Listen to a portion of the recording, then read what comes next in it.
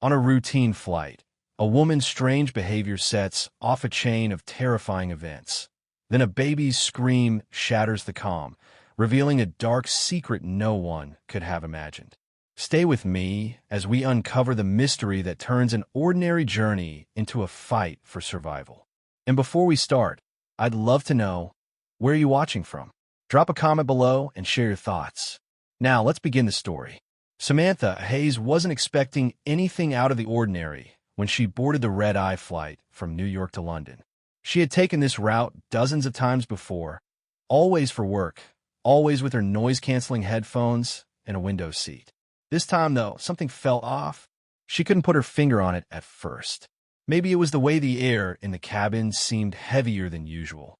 Or maybe it was just the exhaustion catching up with her. It had been a long week, and the International Marketing Conference in London was the last thing standing between her and a much-needed break. She slipped in her seat, 12A, and buckled her belt with a sigh of relief.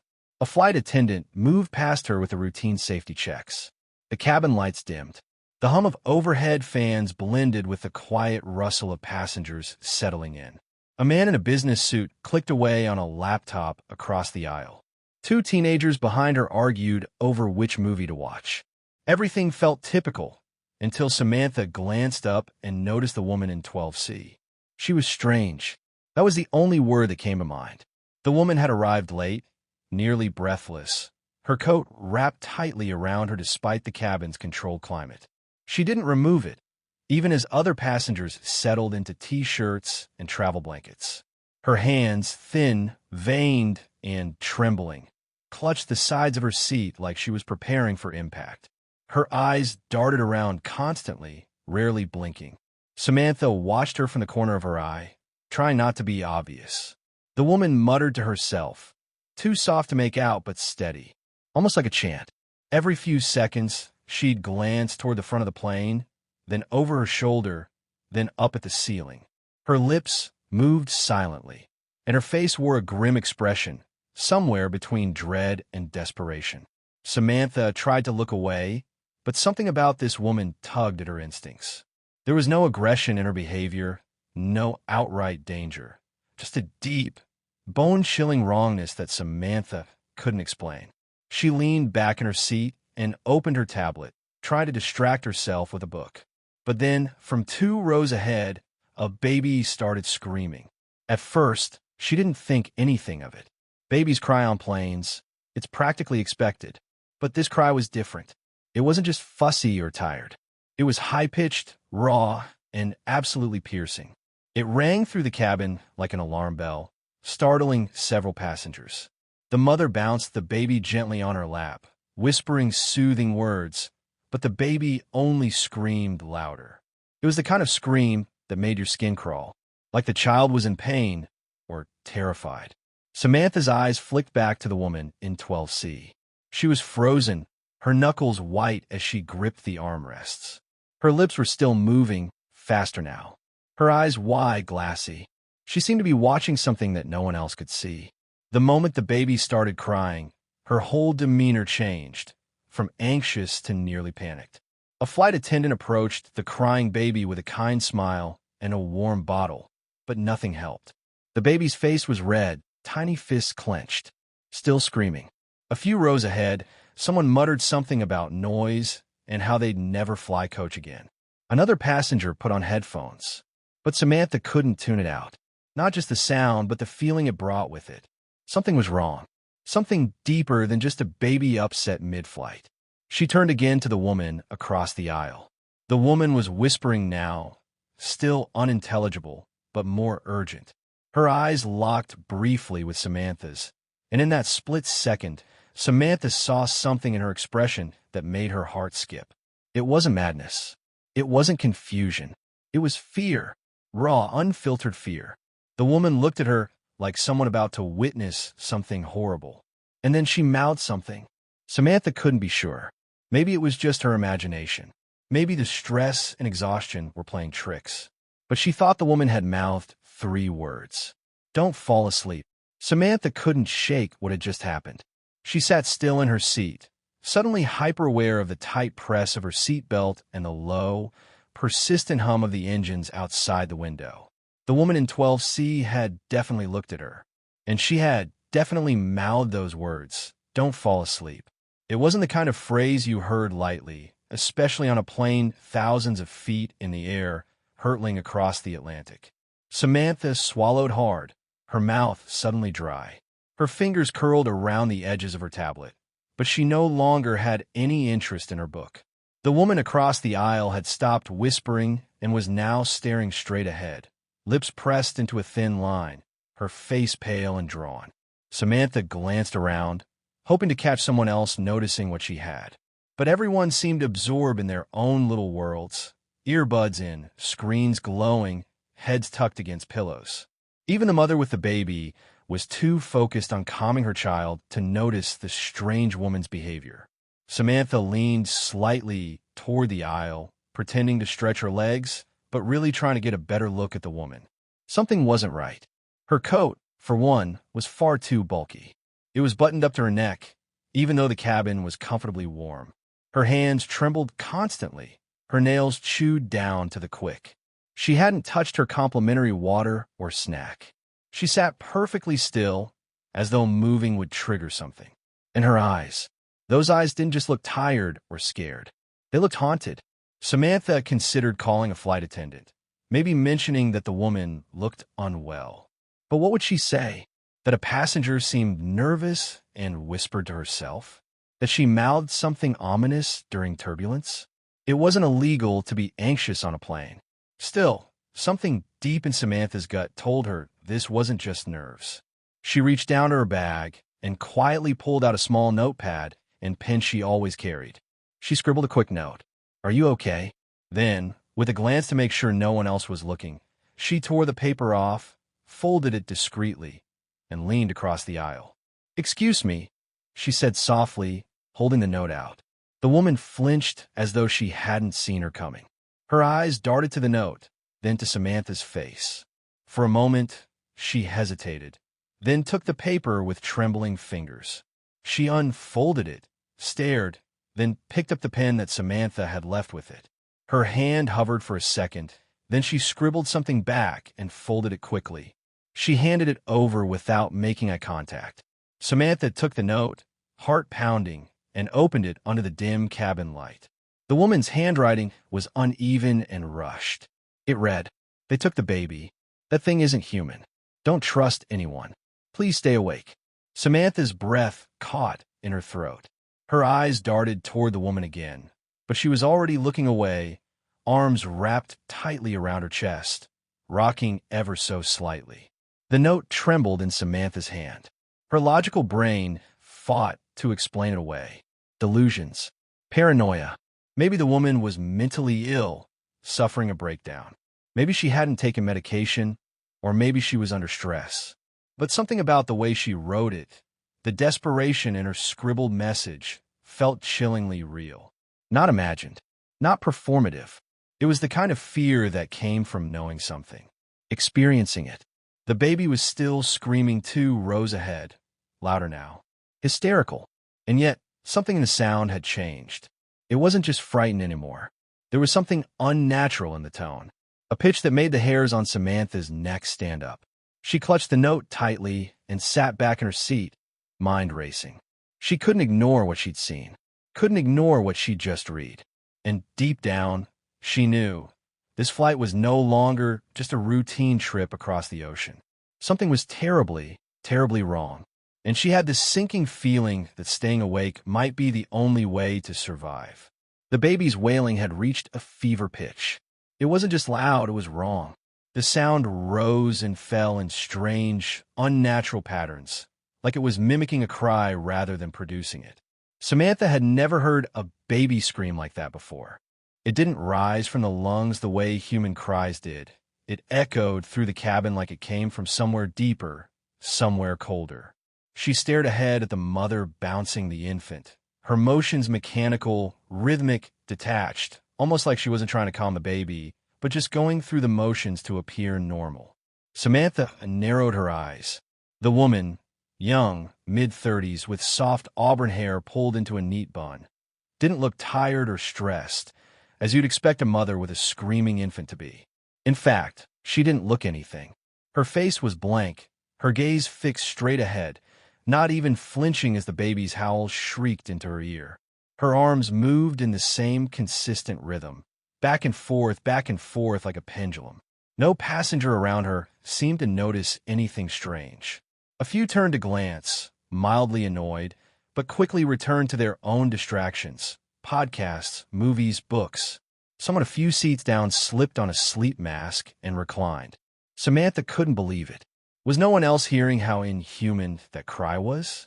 Then the sound shifted again.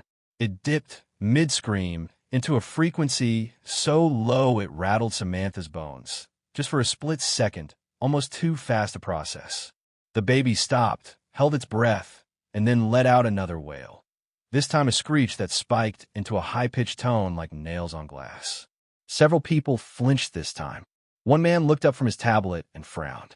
But even he just shrugged and turned his attention back to his screen. Samantha looked down at the note, still clenched in her fist. They took the baby. That thing isn't human. She felt a chill crawl up her spine. The message hadn't sounded metaphorical.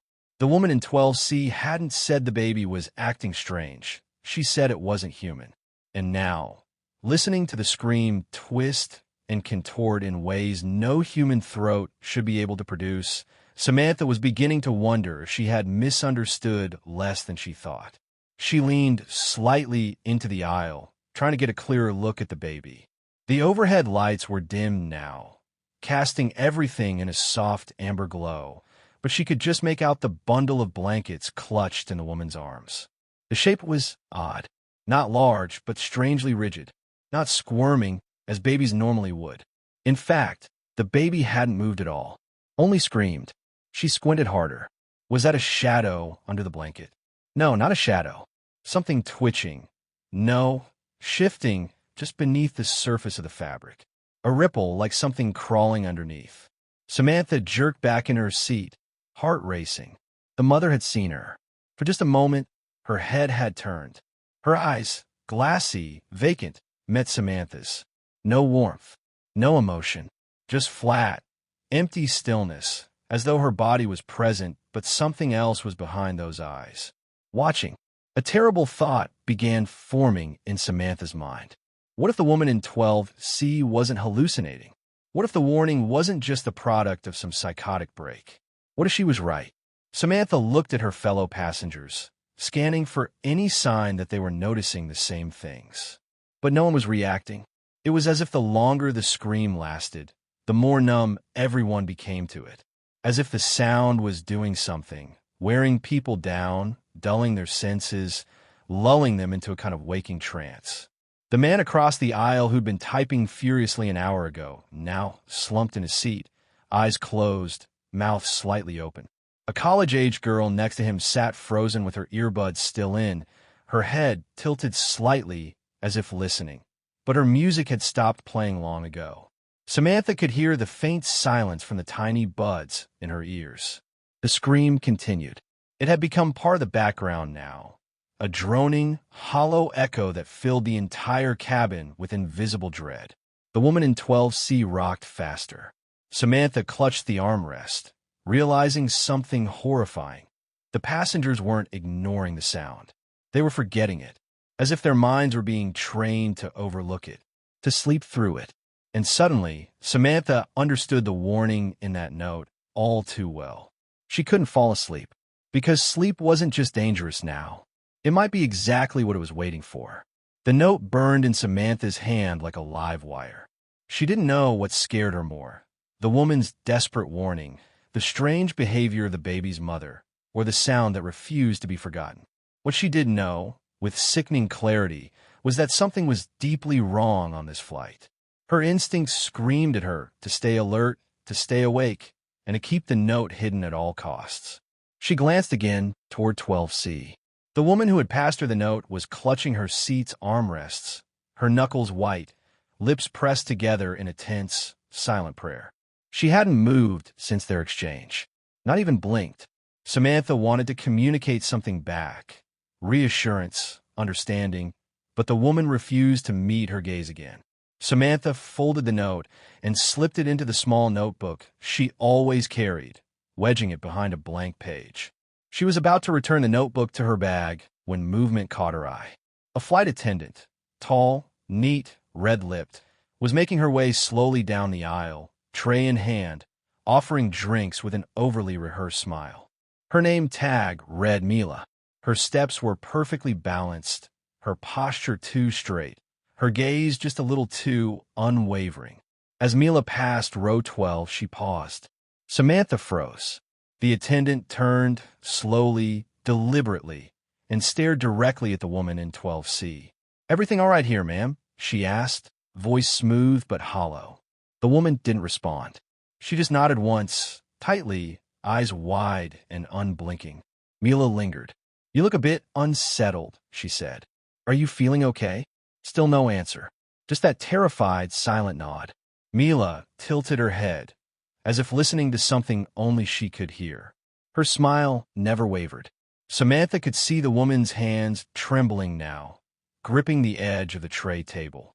Suddenly, Mila leaned down slightly. Too close, her smile stretching unnaturally. "If you have something to say," she whispered, "now's the time. Otherwise, you know what happens." The words were soft, almost loving, but Samantha felt a chill run down her spine. It was a threat. No mistaking it. The woman in 12C said nothing. She shook her head quickly, like a frightened child. Mila straightened, adjusted her skirt, and continued down the aisle with the same mechanical grace, as if the interaction had never happened. Samantha's heart pounded in her ears. She couldn't breathe. She needed to know more. Quietly, carefully, she pulled her notebook back out and opened it to the hidden note. She hesitated, then scribbled below the original message. "What do you mean, they took the baby? Who are they?"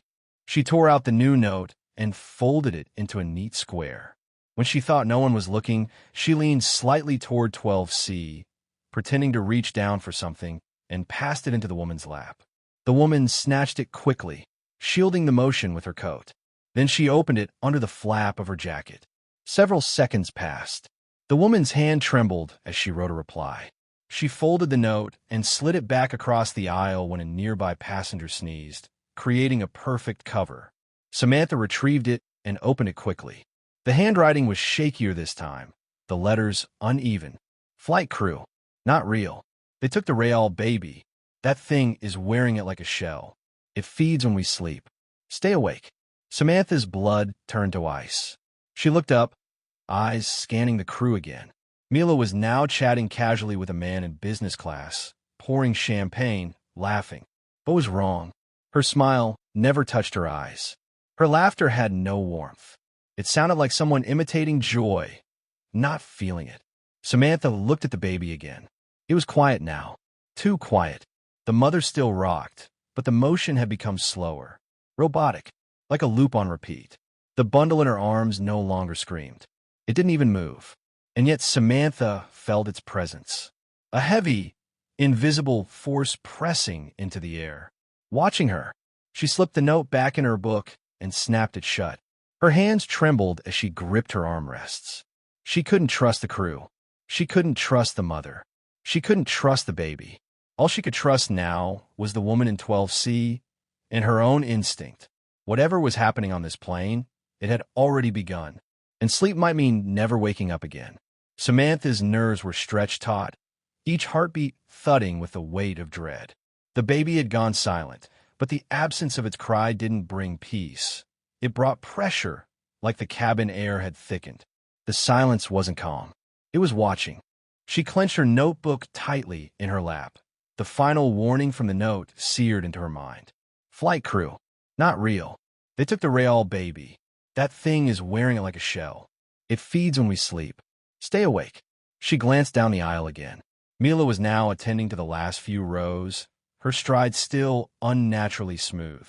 The other attendant, a man named Jared, tall and clean-cut with a toothy grin that looked painted on, had begun offering blankets and eye masks with mechanical cheer. "Getting sleepy?" Jared asked a man in 14A, his voice syrupy sweet. "Long flight. Best to rest while you can." Samantha watched in horror as the man chuckled and accepted the mask, stretching out with a yawn and reclining his seat. Jared's smile widened slightly. Too much, like it was being pulled from invisible strings. Then Jared turned toward Samantha's row. Their eyes met. "You doing okay?" he asked, tone chipper, almost forceful. Samantha forced a smile. "I'm good, just wide awake." Jared tilted his head slightly, as if her answer intrigued him. "That won't last long," he said with a wink. "Cabin pressure is going to do its thing. You'll be dreaming before you know it." He moved on without waiting for her reply. Samantha exhaled sharply and turned back toward the woman in 12C. The woman's eyes darted toward Jared's back, then returned to Samantha with a subtle shake of the head. Samantha understood.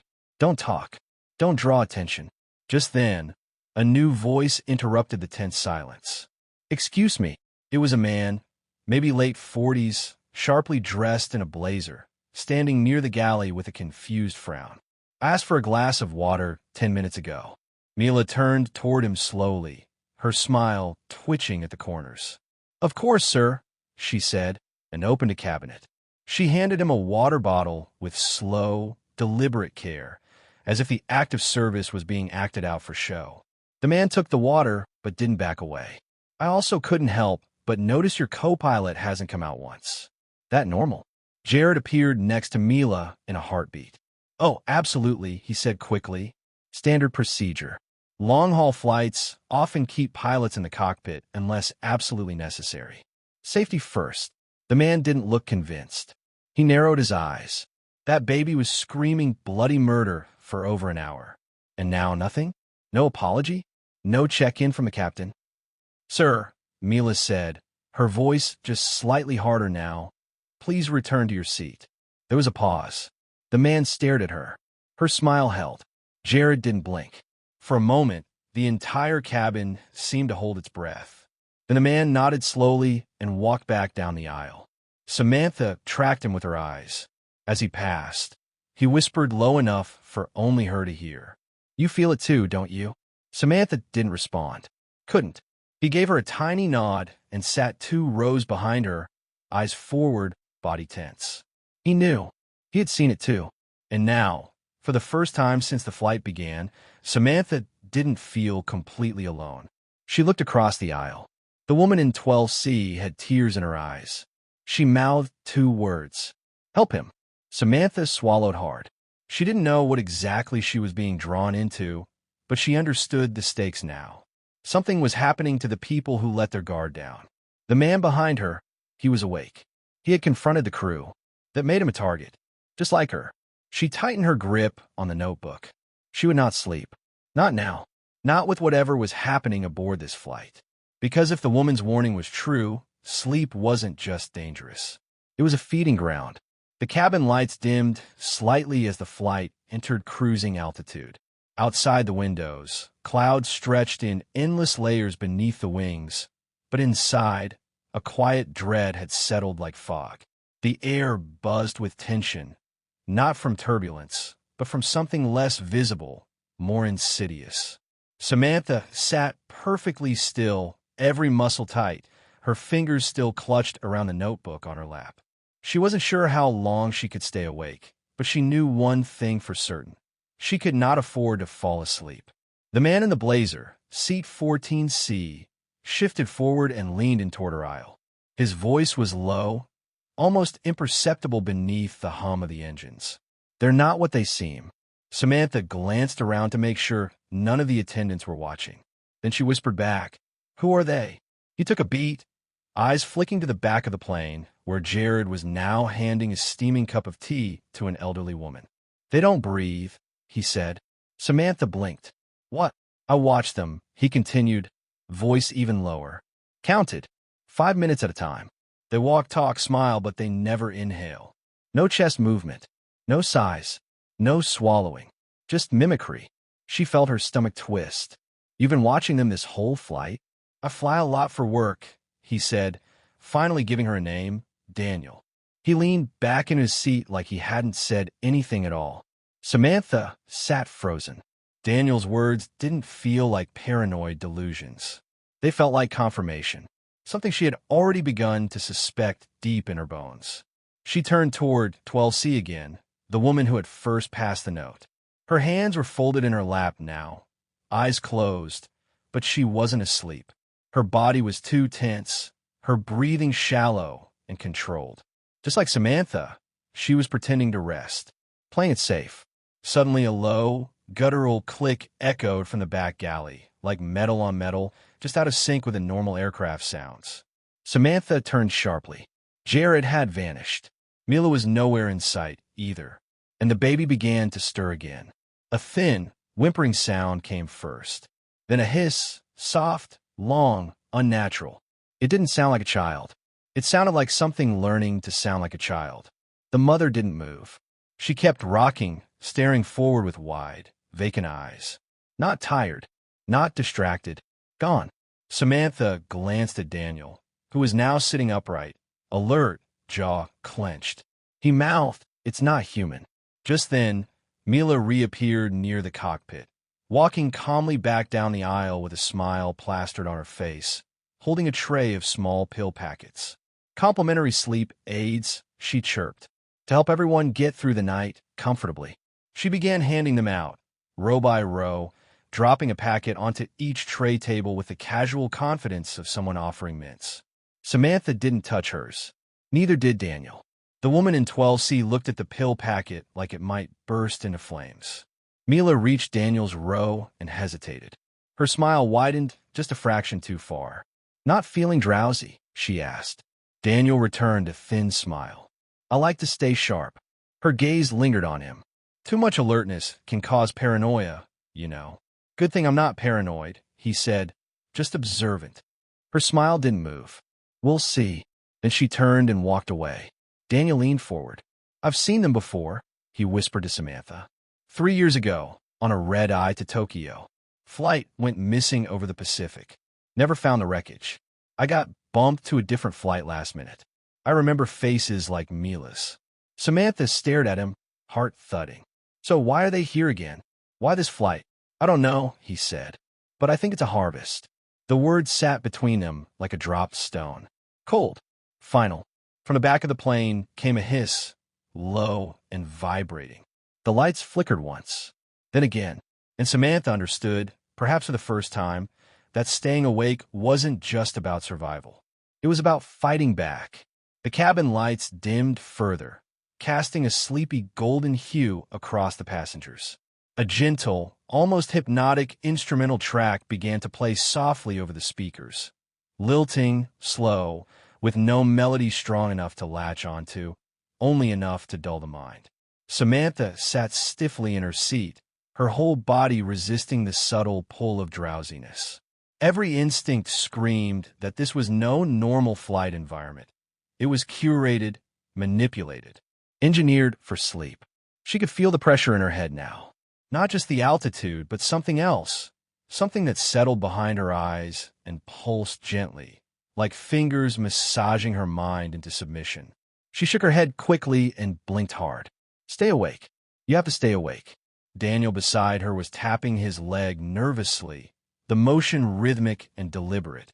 She could see him glancing around at the other passengers, many of whom had now reclined their seats, sleep masks on, mouths slightly open. The pill packets were either opened or placed gently on laps, as if inviting consent. Samantha clenched her jaw and turned toward him. "I need to do something," she whispered. "I can't just sit here and wait for it to happen." Daniel nodded, but kept his eyes forward. "Caffeine. Do you have anything? Gum? Mints? Anything that keeps your brain active?" "I have chocolate," she muttered, fumbling through her bag. "And this." She pulled out a small travel-sized bottle of peppermint oil. He raised his eyebrows. "That'll do." She rubbed the oil on her temples and under her nose, the sharp scent cutting through the fog that clung to her mind. The chocolate followed next, and she chewed it slowly, savoring the bitterness. It was enough to jolt her senses, at least momentarily. She turned her attention to the woman across the aisle, 12C. The woman was pinching the skin on her arm, hard enough to leave red marks, her breathing shallow and controlled. She was fading. Samantha acted quickly. She unbuckled her seat belt and stood, steadying herself against the seats. The cabin tilted slightly as she moved, but that wasn't turbulence.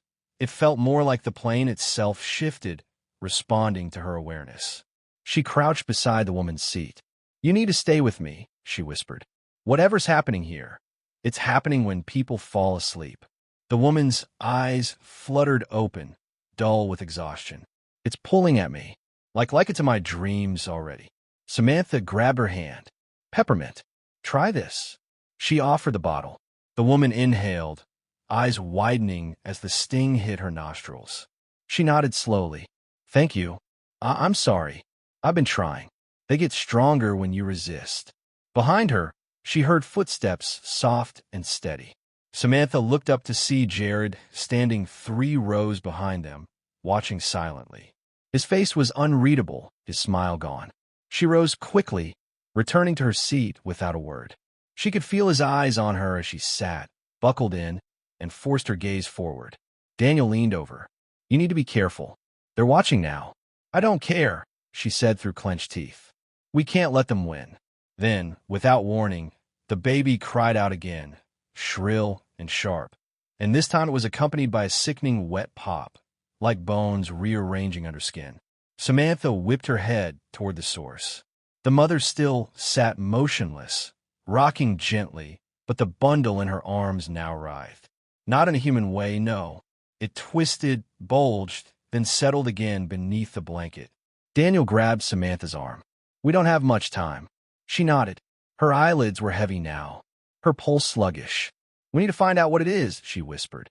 "That thing, that's the center of it all, isn't it?" Daniel's jaw tightened. "Yes, but if you're going to go near it, I won't go alone." For the first time, he smiled, tired but real. "Then let's stay awake. Together." They didn't realize it yet, but this would be the last quiet moment before everything on this flight changed.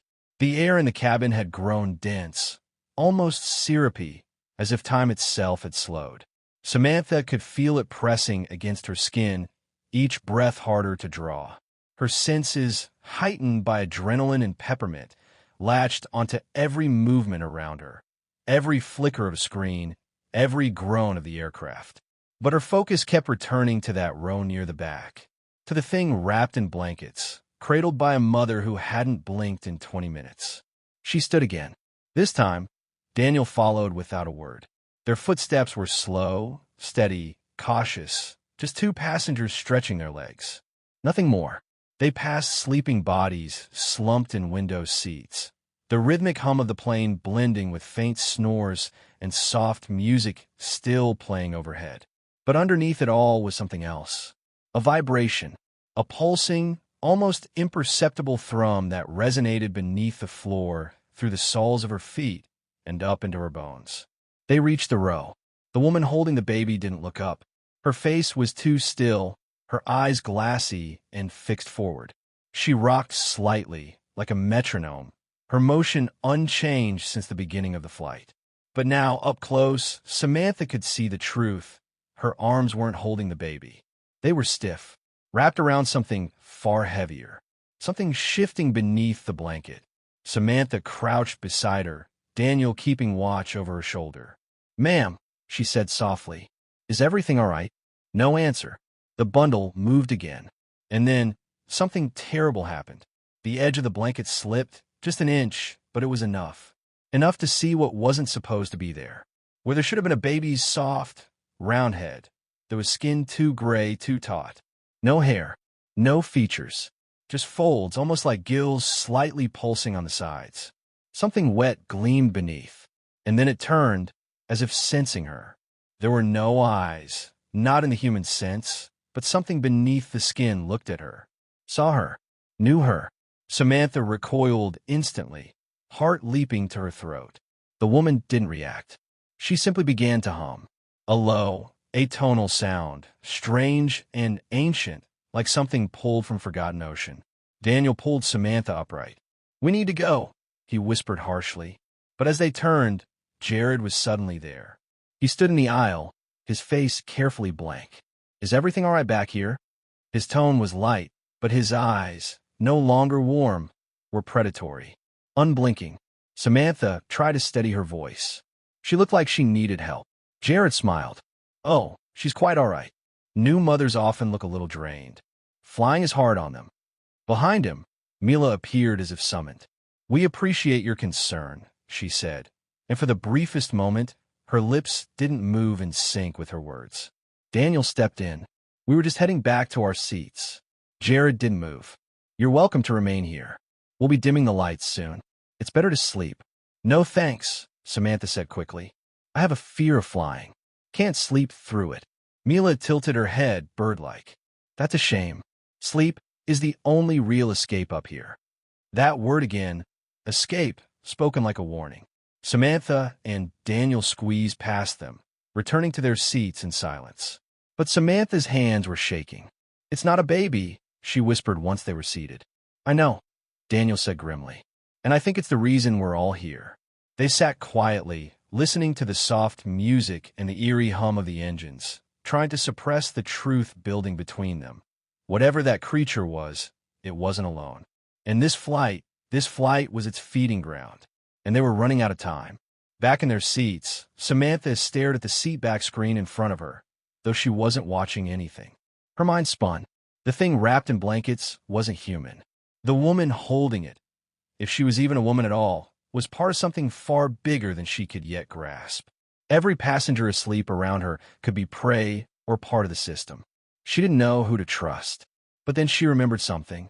On her way to the restroom earlier in the flight, she had seen a man in 3A hunched over a small leather-bound journal, scribbling furiously with a trembling hand. She hadn't thought much of it at the time. Perhaps he was a nervous traveler, but now, everything felt different. What if he knew something? What if he was awake too? She turned to Daniel, the man in the front row, window seat. Remember him? He was writing something. A journal. Daniel nodded slowly. Yeah, I saw him too. Looked like he hadn't slept in days. I think he might know what's going on. We need to talk to him. Let's wait a few minutes, Daniel said, glancing around. Jared and Mila just sat down again. Eyes still on us. They waited. 5 minutes. 10. Then, under the pretense of stretching again, Samantha and Daniel moved toward the front of the cabin. The lights were dimmer now, almost unnatural. There was no transition to dusk. It had simply faded like someone turning a dial. They reached row 3. The man in 3A was still there, staring out the window, his journal open on the tray table. His face was gaunt, hollowed by fatigue and fear, with deep purple shadows beneath his eyes. His hand clutched a pencil tightly, as if letting go would mean losing his mind. Samantha leaned in. Sir, she whispered, please, we need to talk. He turned slowly, eyes glassy but alert. When he saw her, his expression sharpened. You're still awake. She nodded. We've seen it too. His gaze darted toward the middle of the plane. You saw the baby. Daniel answered. That's not a baby. The man's lips twitched. No, it's not. It's a collector. Samantha frowned. What does that mean? He motioned them a crouch beside him and leaned in, voice barely audible. I've been on this flight before. They both froze. What? Samantha whispered. This route, the man said. Flight 119. JFK to Oslo. Every few months. Same crew. Same faces. A different seat, but I remember them. I remember the sleep. The screaming. The baby. I woke up last time just before it ended. I remembered fragments. I booked again. I had to confirm I wasn't losing my mind. Daniel stared at him. You came back on purpose? I had to. I have no one else. I've been tracking it for 6 years. These flights, they're feeding rituals. Harvests. And not everyone makes it off. He opened his journal, flipping through pages filled with erratic, scrawled handwriting, drawings of twisted shapes, diagrams of the plane cabin. On one page was a rough sketch of the baby, its featureless face shaded dark, surrounded by what looked like symbols or runes.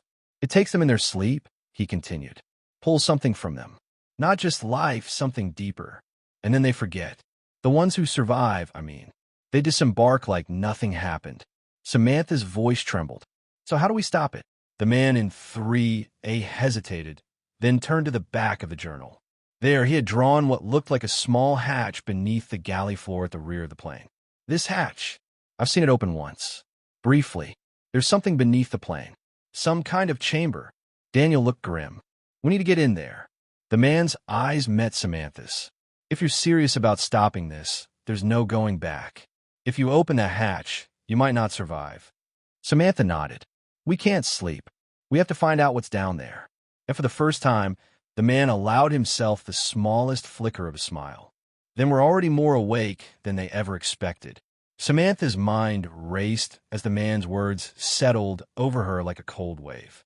The idea that this flight, this seemingly normal journey, was actually a hunting ground, a ritual of feeding that preyed on the sleeping passengers, was beyond anything she could have imagined. Yet, the evidence was undeniable. The strange baby, the woman's eerie stillness, Jared and Mila's unnatural control, and now the man in 3 as haunting journal all painted a terrifying picture. They were trapped in something much darker than a mere flight delay or cranky baby on board. The hatch beneath the galley. What had be hidden down there? A chamber? Samantha's heart pounded at the thought. Daniel looked equally tense, but determined. We need to be careful, he whispered.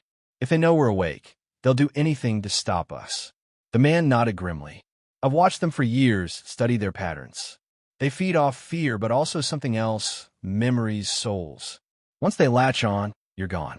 Or worse, like that woman, lost to them completely. Samantha swallowed hard, looking around at the dim cabin where most passengers lay asleep, vulnerable.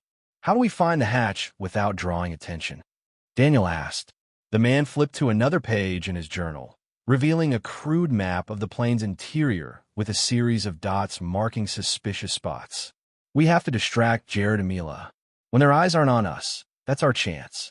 They rely on fear to keep control, but we can break that with distraction. Samantha's pulse quickened. And if we open it, the man's face darkened. No one who's gone down has ever returned. But if we don't try, we're just their next meal. Daniel stood and looked toward the rear of the plane, the galley's faint lights flickering. We'll need help. 2 of us won't be enough. Samantha nodded. Then we find allies. Quiet ones, awake ones. They moved back to their seats, whispering urgently. Around them, the plane's gentle hum masked the terror beneath. As Samantha settled in, a piercing scream shattered the low drone. A baby's cry, sharp and desperate, but unmistakably inhuman. All eyes jerked toward the source. The woman in the back row stiffened, rocking faster, her humming turning to a guttural chant. Samantha's breath caught. The creature was waking, feeding, and time was running out. They had to act before the plane landed, or before they all vanished into the shadows beneath the flight. The scream sliced through the cabin air like a knife, piercing the uneasy silence that had settled over the passengers moments before. Samantha's heart thudded violently in her chest as the woman in the back rose, rocking quickened, the guttural chant escalating into an almost hypnotic drone that seemed to fill every corner of the plane. Passengers stirred in their seats, some opening drowsy eyes, others clutching at armrests, confused and frightened by the sudden outburst.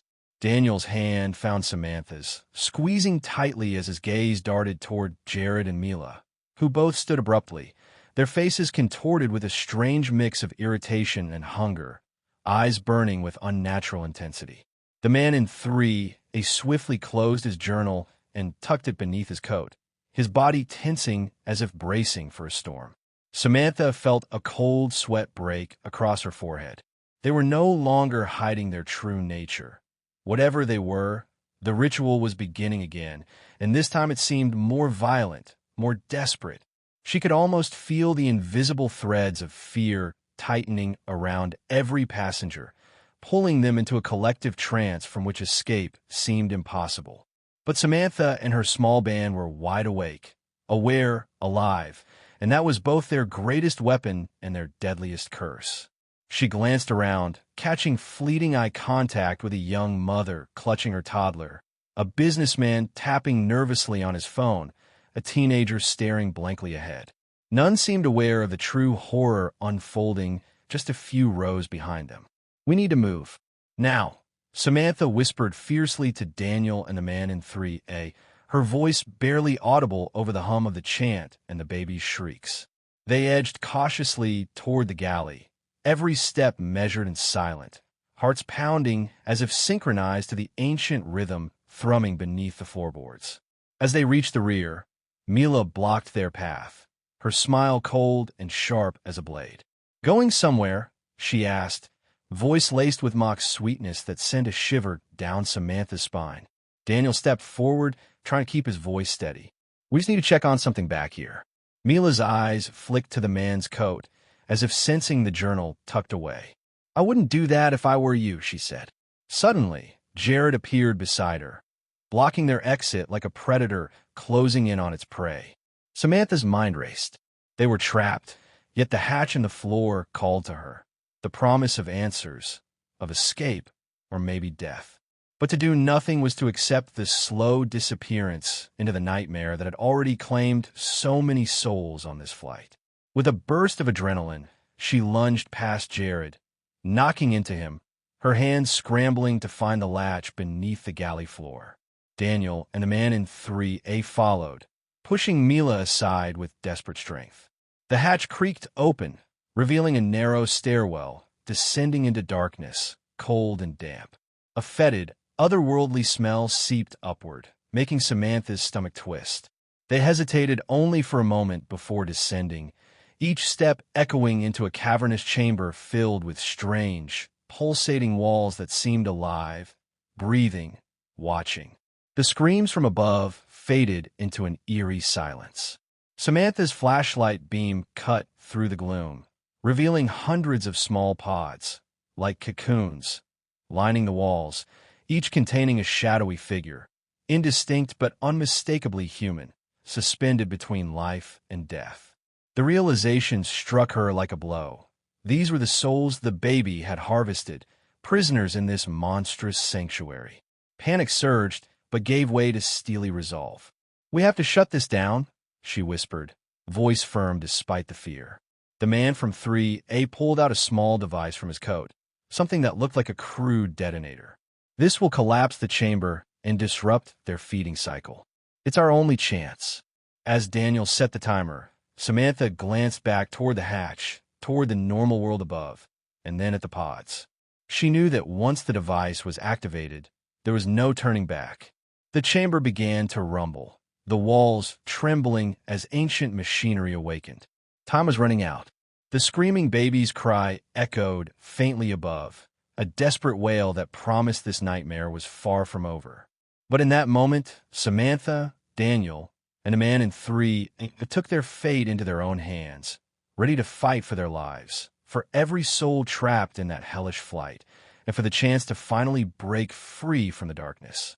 The chamber shook violently as the timer on the detonator ticked down, each second amplifying the tension that gripped Samantha and her companions. The pulsating walls, which moments before had seemed almost alive, now vibrated with an ominous energy, as if protesting the intrusion. The dim light from Samantha's flashlight flickered, casting eerie shadows that danced like phantoms across the pods containing the trapped souls. Faces blurred and distorted by the translucent membranes inside the pods seemed to reach out in silent pleas, their eyes filled with a haunting mixture of hope and despair. Samantha's throat tightened. She could almost feel the weight of their suffering pressing against her chest.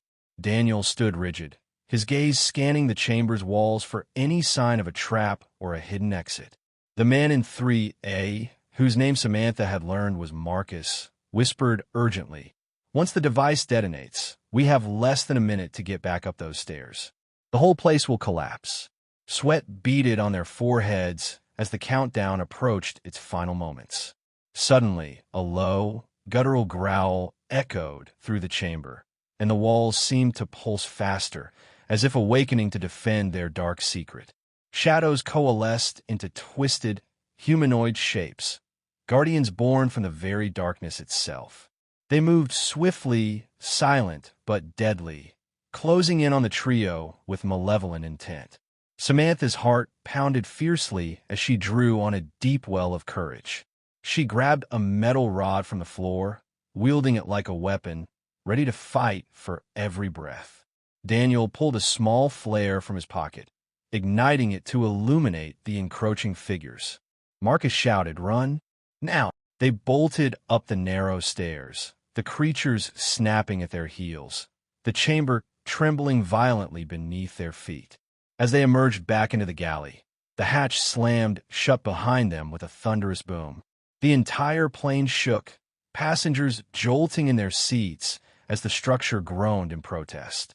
Above, the eerie chanting ceased abruptly, replaced by an unsettling silence. Samantha gasped for air, her body trembling with exhaustion and adrenaline. She looked at Marcus and Daniel, their faces pale but determined. "Did it work?" she asked breathlessly. Marcus opened his journal, revealing a hastily scrawled note. "The feeding cycle is broken. The ritual disrupted. They won't feed tonight." Relief washed over them, but it was tempered by the knowledge that the battle was far from over. Jared and Mila were nowhere to be seen, their presence still looming like a dark cloud over the flight. Samantha glanced around the cabin, noticing that the passengers stirred as if awakening from a deep sleep, their eyes clearer, their fear less palpable. It was as though a spell had been lifted. She sat back down, feeling a fragile hope ignite within her. The nightmare was paused, but she knew they had to remain vigilant.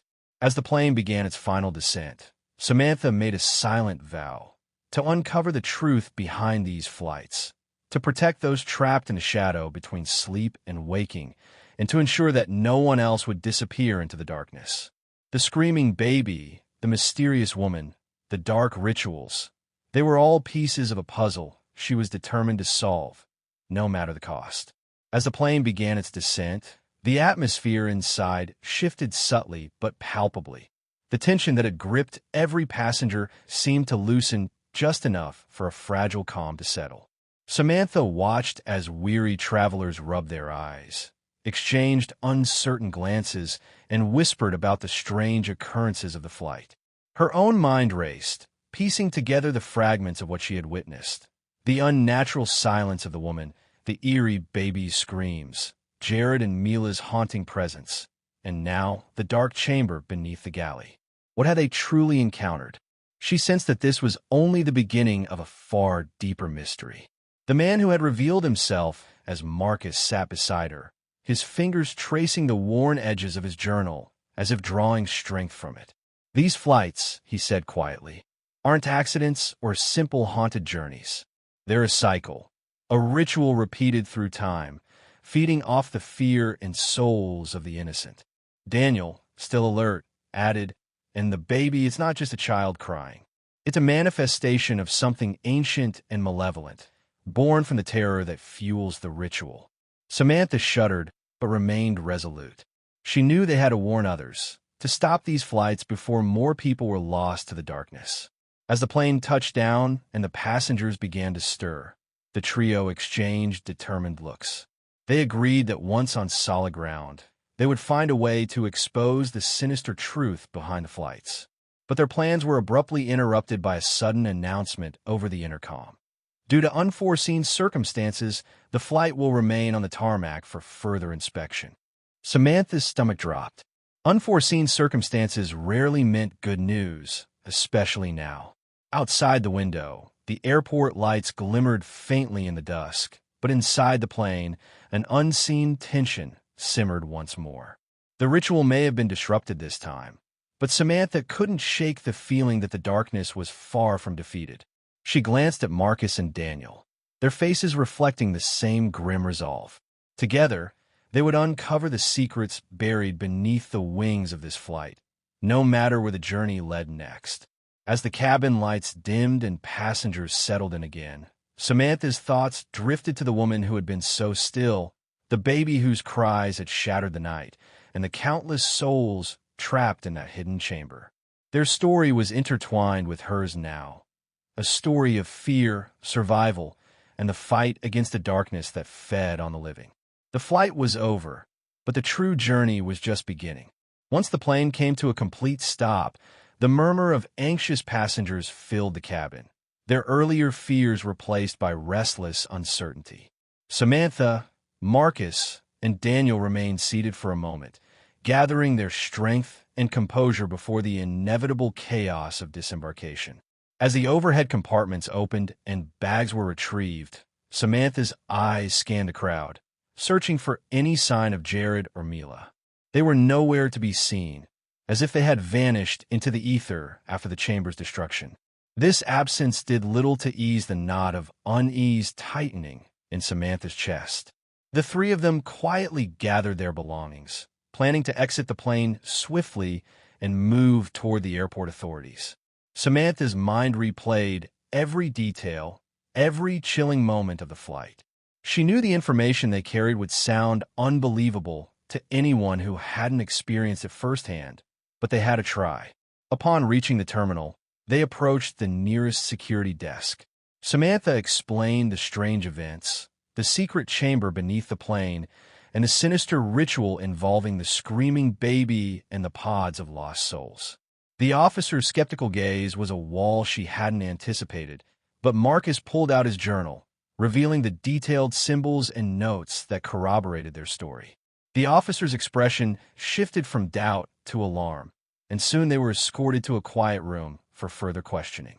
Word spread quickly, and soon airport officials were coordinating with airline representatives and law enforcement. Samantha felt a surge of hope. Perhaps this time, someone would listen.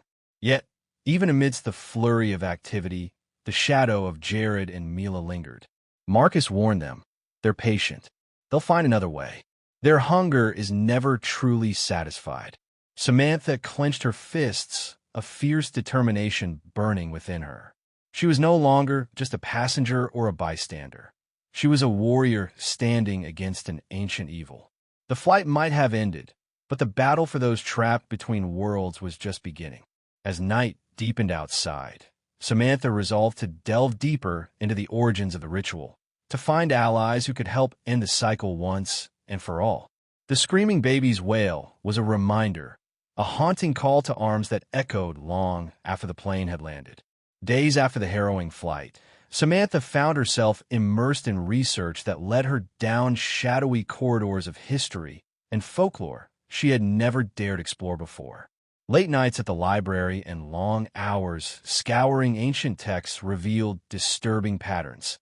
Accounts of mysterious disappearances linked to cursed journeys, spectral babies crying in the night, and secret societies guarding dark rituals designed to harvest souls. Each page seemed to peel back another layer of the terrifying truth that had haunted her flight. She discovered references to a forgotten cult known as the Lamenters, whose rituals involved binding souls in suspended pods, feeding on fear and pain to sustain their unnatural existence. The cult's origins dated back centuries, spreading across continents, always cloaked in secrecy. The woman from the flight, Samantha realized, was likely a survivor or perhaps an unwilling vessel caught in the cult's eternal struggle. Determined to expose this malevolent force, Samantha reached out to experts in the paranormal and aviation security, forming a fragile alliance of skeptics and believers. Marcus and Daniel remained her steadfast companions, their knowledge of the ritual and unwavering courage driving the mission forward. Together, they planned to infiltrate a rumored gathering of the Lamenters, hoping to uncover evidence that would finally shatter the cult's grip on the skies. But with every step closer to the truth, the darkness seemed to grow stronger, sending warnings through cryptic messages and inexplicable phenomena. Samantha felt the weight of unseen eyes watching her, the echoes of the screaming baby's wails a constant reminder of the lives still at stake. As she prepared for the perilous journey ahead, she vowed to confront the shadows head-on, knowing that failure would mean the ritual's continuation and countless more flights swallowed by terror and despair. The day of the infiltration arrived with a heavy, foreboding sky that seemed to press down on Samantha's shoulders as she and her companions approached the isolated estate rumored to be the cult's secret meeting place. Hidden deep within the misty woods, the mansion was an imposing structure of ancient stone, cloaked in shadows and silence that whispered of long-forgotten horrors. Samantha's heart pounded fiercely in her chest as they crossed the threshold, the heavy wooden doors groaning shut behind them, sealing their fate inside. The air was thick with a strange, metallic scent, and distant murmurs echoed through the cavernous halls, chants in a language that made her skin crawl. They moved cautiously, every step measured, every sound amplified in the oppressive stillness. Suddenly, flickering candlelight revealed robed figures gathered around a massive altar, where a flickering flame danced in rhythm with the chanting. The leader, a gaunt man with piercing eyes, raised a twisted amulet high, invoking words that chilled Samantha to her core. She recognized the ritual from Marcus's journal, the invocation of the feeding cycle, the unholy ceremony that trapped souls in eternal torment. As the ceremony reached its crescendo, the air rippled, and spectral forms began to materialize, phantoms of the lost, their faces twisted in silent screams. Samantha felt a surge of both terror and resolve. They had to stop this madness now. She signaled Daniel, who swiftly disrupted the circle with a flare, sending the robed figures into disarray. Chaos erupted as shadows lunged toward them, but Samantha, Marcus, and Daniel fought with desperate courage, their only weapons hope and determination. The altar cracked, the flames sputtered, and a blinding light filled the room as the ritual was shattered. The phantoms dissolved, freed at last from their prison, their mournful wails fading into the night. Exhausted but victorious, Samantha realized that while one cycle was broken, the cult's darkness was far from vanquished. Yet in that moment, hope bloomed, a promise that even in the darkest skies, light could still break through. In the quiet aftermath of their daring assault on the cult's lair, Samantha, Marcus, and Daniel found themselves standing beneath a sky gradually clearing from storm clouds to reveal a tapestry of stars. The weight of the battle lingered heavily in their hearts, but with it came a fragile sense of hope, a belief that the nightmare could finally be laid to rest. News of their exposure of the Lamenters spread slowly at first, met with skepticism and disbelief, but the undeniable evidence they brought, journal entries, video footage, and freed souls' testimonies, began to crack the facade of silence that had long protected the cult. Airlines initiated investigations, and governments took notice, promising to safeguard future flights from the shadows that had claimed so many.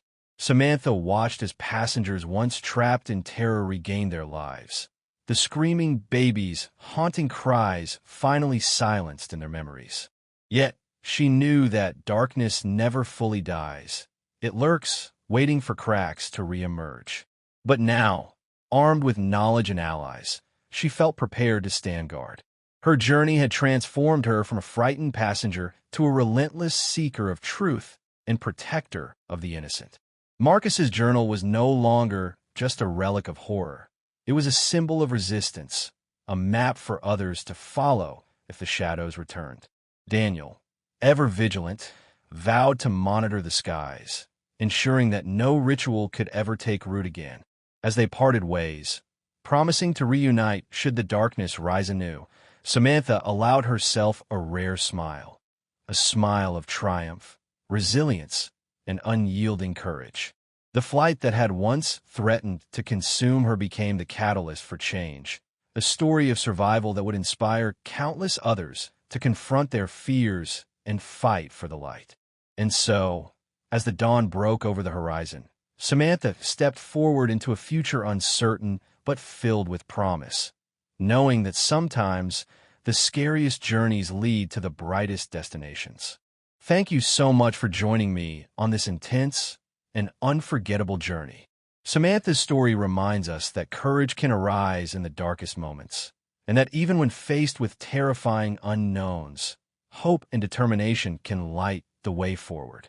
If you enjoyed this story and want to hear more thrilling tales like this, please hit the like button, subscribe to the channel, and don't forget to leave your thoughts and opinions in the comments below. Your support means the world and helps keep these stories alive.